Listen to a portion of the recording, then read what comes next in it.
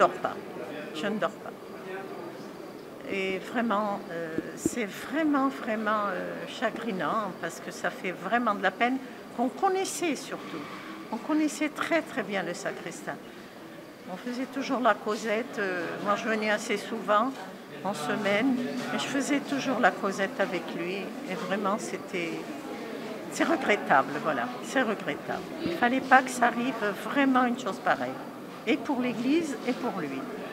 Voilà, c'est tout ce que je peux vous dire. Et nous avions besoin de nous retrouver ensemble en communion pour partager notre chagrin, notre émotion, notre foi aussi, notre confiance. Et il y avait une véritable communion au cours de cette messe. C'était une messe très priante. Tout le monde avait en tête évidemment ces trois personnes que nous connaissions, que nous apprécions.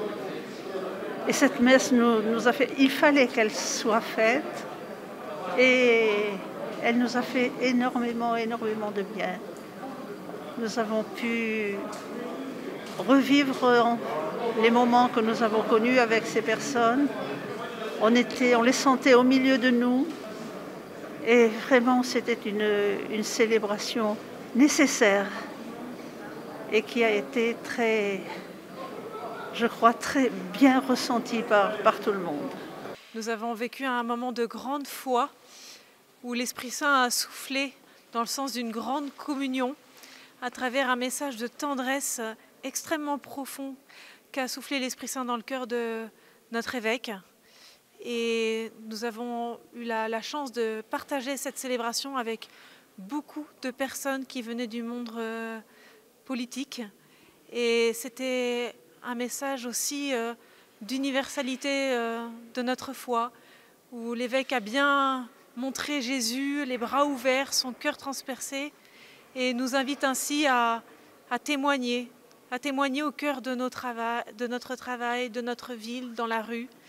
Et le témoignage tout simple de la foi, de l'amour et de la miséricorde, c'est ça que je retiens de cette messe. Écoutez, moi j'ai été très marqué par le recueillement. C'était un moment de paix, un moment de prière aussi qui a été très important. Et puis le passage aussi d'une première partie de la célébration qui portait toute la tristesse et toute la peine.